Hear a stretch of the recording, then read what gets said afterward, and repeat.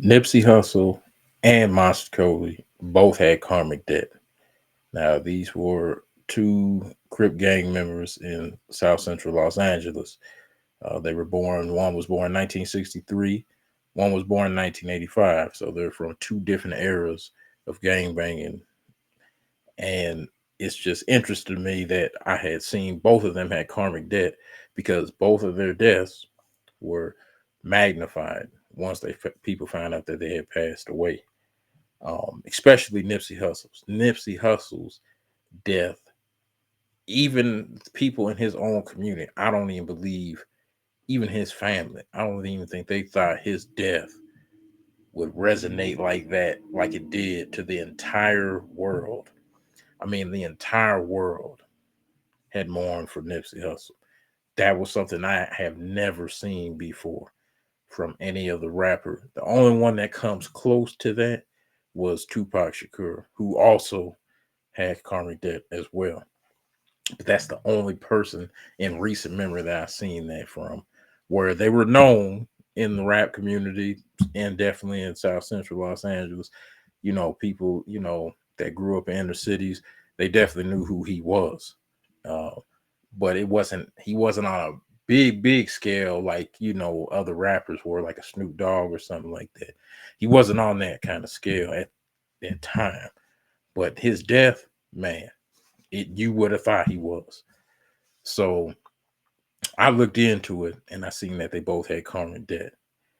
And it was interesting because they're from two different eras.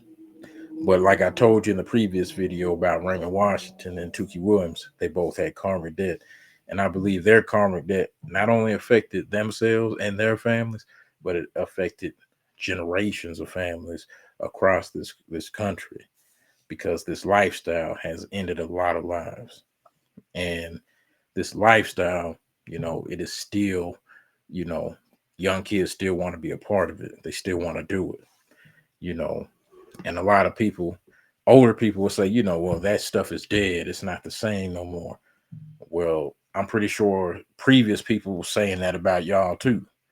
So the kids are just doing what you did. And because you're not done with it doesn't mean they are. And that's why it keeps happening. And they had no other way of showing anything differently. There was really nothing too positive around in these areas at all to see, okay, maybe I could do this. You have your few that do follow something that they do see and they're able to get out of those situations. But a lot of them, they don't have that comprehension to figure that out and they get stuck in that cycle. And that's why it keeps happening. So, like in Nipsey Hussle's case, he was born August 15th, 1985. And Monster Cody's, he was born November 13th, 1963. So I did both of theirs. And it was interesting to see that with Nipsey Hussle, he has a karmic debt number of 19, and Monster Kody has a karmic debt number of 16. So I'm going to show you Nipsey Hussle's first. So Nipsey Hussle's,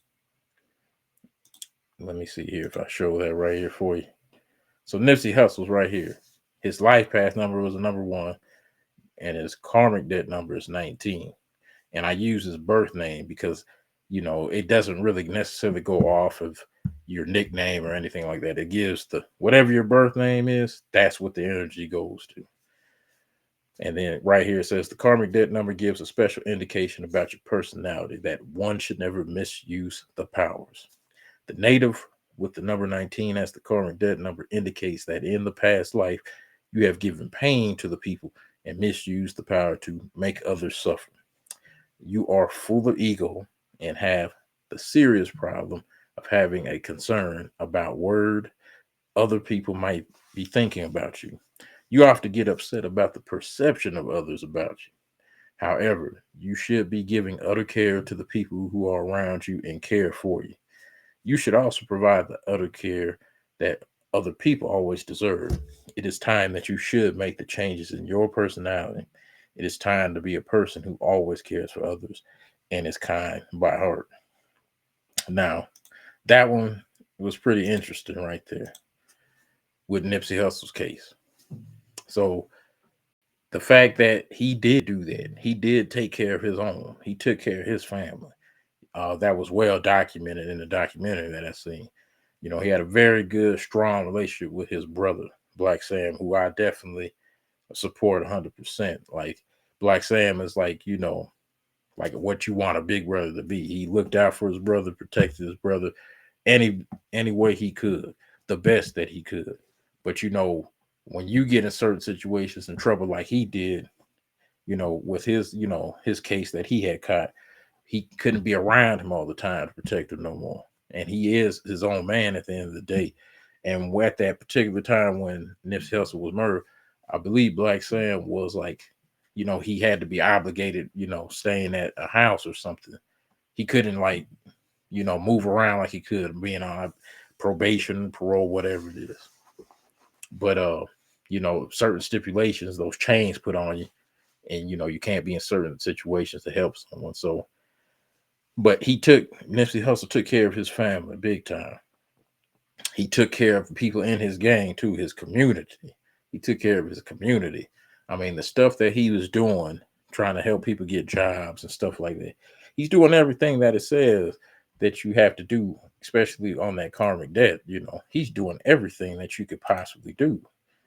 But one thing that I believe led to his demise was not just being involved in the game, but he was speaking on stuff, you know, very like he was misusing his power, in my opinion.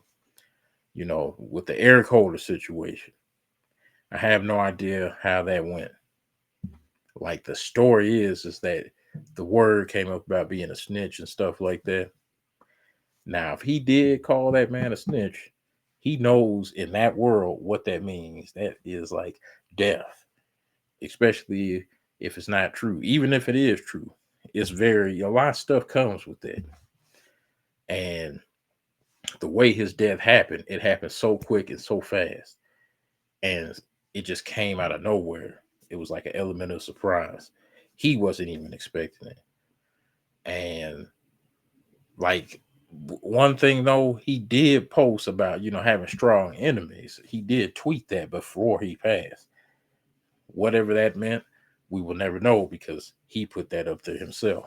But the way Eric Holder came and went and did that to him, that was just so unusual. It was just shocking to see, especially in a neighborhood that he grew up in and that he was taking care of. And then the bad thing about it is no one was there to help him. He had to help himself, really, to survive that.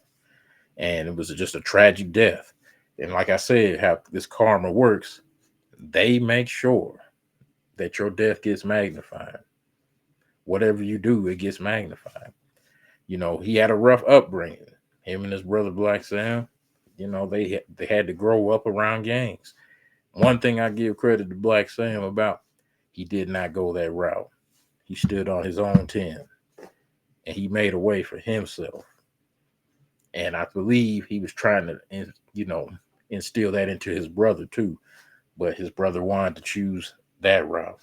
And that's not out of his control. That is his brother's choice.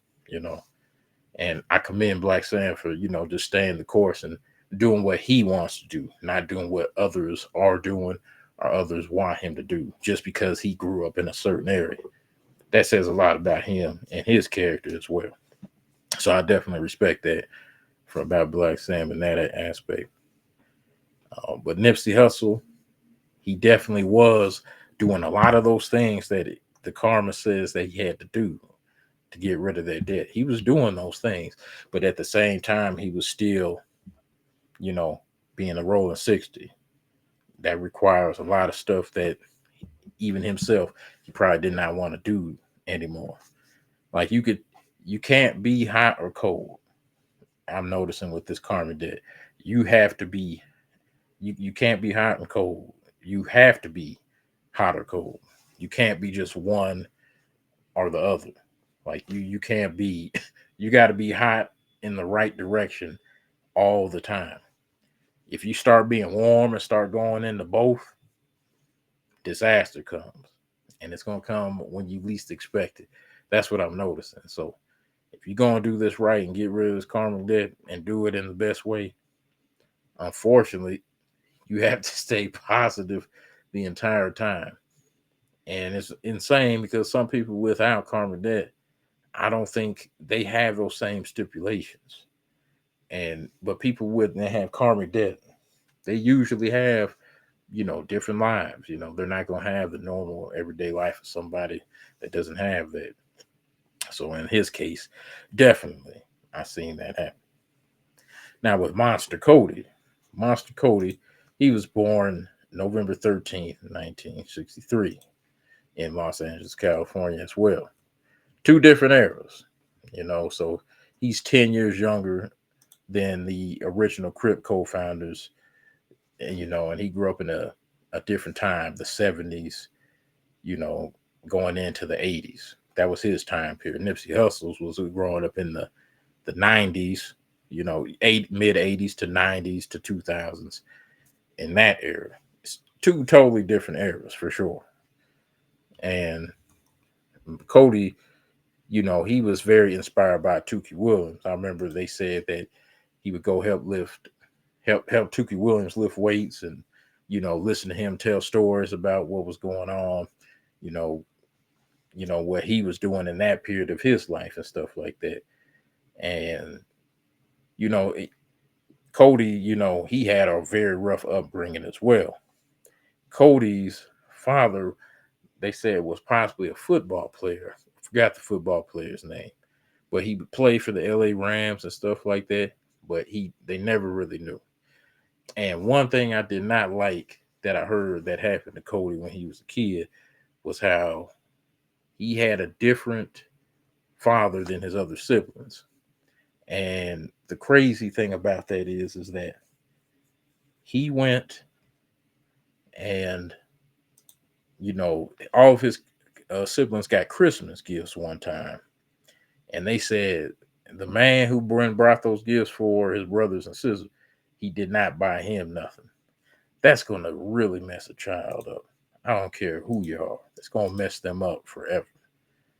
And you're going to build a monster. That's exactly what happened here in this case. Not only that was building a monster, but the stuff that was around him. Gang banging was really, really rampant at that time. It was getting more rampant than usual. And that was like the thing to be. They wanted to be just that alone. A lot of those guys that grew up in that area, in that neighborhood, they wanted to be like that. And Kody was just one of them kids about it. So obviously Kody's a rough upbringing. That's going to be a big play into this. And Kody, I could see how karma already was calling for him. So Kody was building a reputation for himself as a Trey Gangster Crip. He was building a reputation for himself. And he got set up by some girls, and he was shot early on, and he almost died. And I remember they were saying that his brother, I believe, I think it was On American Gangster, where he said one of the officers said, "Let this one bleed out" or something like that. Was pretty terrible to be hearing that adult male would be talking about that about a younger male like that, you know. But he had built up such a reputation, and I believe that's when karma first came trying to get him, like for that incident. But then, you know, karma also knows what you can do, and they really do know what you can do. So, like for instance, so I did Kody's name as well, like I just did Nipsey Hussle's, and I'm gonna go ahead and read his about what it says about him. So with him, it says his life path number is a 7. His karmic debt number was 16. And the karmic debt number 16 expresses that a person was self-centered in the past life, which is the major reason for all the present problems of the native. The personality of the person will also reflect many sorts of ego, arrogance, and disrespectfulness. It is also a big reason for having many relationships in life and failing to continue them for a long time. It is now time to learn about controlling the behavior and regain complete control of the actions. It is also necessary for the native to accept others and give them the respect they always deserve. So, with all that being said about him, it's interesting to say that he started doing these things when he would get out of prison. So, he had a time where he was going in and out of prison. But one thing, Kody was very smart. He was a very smart guy, very talented. He could write poetry, rap, and everything like that. He could do those things with ease. And he started getting involved, helping with, gang advocate, being a gang advocate, helping trying to prevent gang violence himself. Um, he would be in. I remember there was a show on BET, and it was three ladies: Vanessa Bell Calloway, Kim Whitley, and one other lady. I forget what the show's title name was, but he was on that particular show, and he was on there talking about how his lifestyle was before, and how he was still trying to change his life. So he was like conflicted. He was in between both. He wasn't hot for one thing. He was hot and cold. He was very lukewarm. So one minute he's talking about doing well for the community, trying to rebuild the community. But the next minute he might go back into that and start terrorizing again. And then he would just go back and forth to prison, back and forth to jail. He'd be just stuck in the system. And like his lad, he had just he would have these interviews, and these interviews would actually get magnified like really big. It wasn't like they would go unnoticed. It wasn't like if he just spoke, it was just another interview. No, when he spoke, it would get magnified. People took notice of it. So that's how I know this karmic debt. It really focuses on this person who has this karmic debt. It's like it's going to follow them from the beginning of their birth until the day they die. And it's just looking at that and then seeing how he ended up, where after all that going on, and I remember it was his wife. I don't know if it became his ex-wife, or but I remember she was on American Gangster, and this woman was in tears, and she said she hoped that his soul was taken care of. That is so insane to say and so big to say, but you could tell that really hurt her, that his life wasn't going the way that it should have. And I think she may even knew that he could have did better than what he did for himself. And I really felt her when she said that on that American Gangster show. I believe it was back in 2008, 2009, or something like that. But the stories that you hear, the horrific stories that he did in his life, he was a miracle to even be alive still. But he almost had those times where death came calling. But unfortunately, death did come calling a few years back, and he was found in a homeless encampment, rotting, rotting away.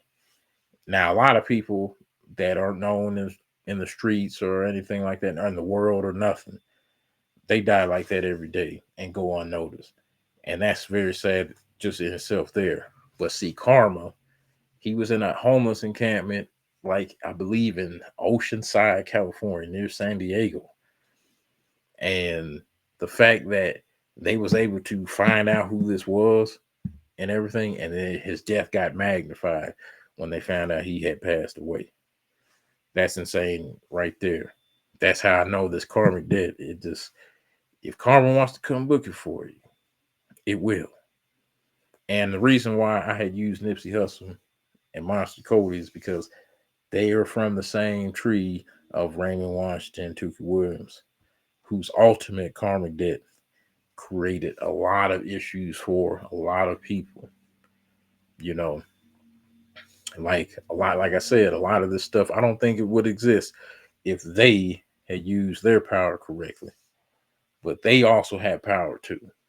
Now, I think that Nipsey Hussle probably was getting more to this knowledge more than all of them, because you got to remember he's a few years younger than me. I'm born in 83. He's born in 85. So I noticed from my age group and, to the younger ones are probably in the like late 80s, in the 90s kids, you know, we have information at our fingertips now where we can go and look for certain things, read up on certain things more. I mean, you had this stuff back then, but it was in books, stuff like that. You had to go to libraries and everything like that.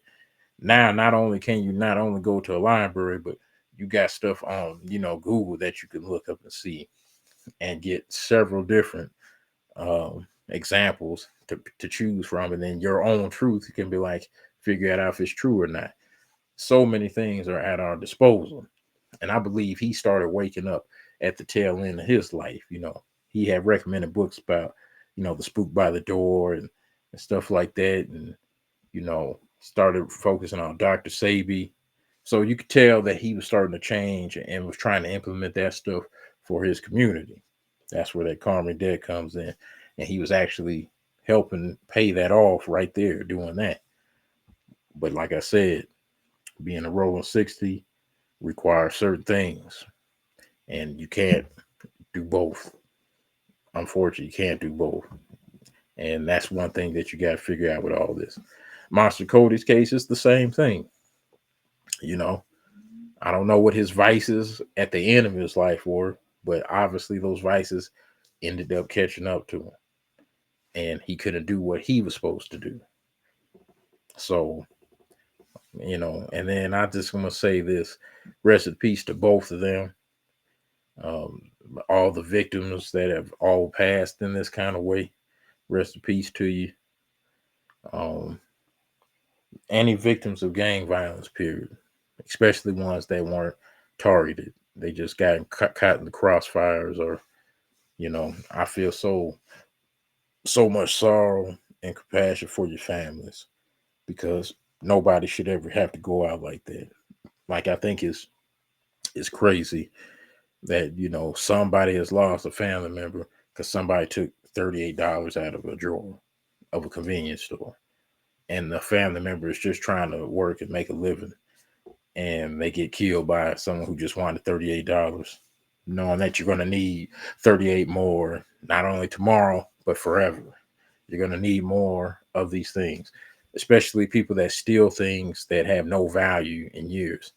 So, like, say if someone took a iPhone 6 a few years ago, they stole it. They thought they was on top of the world.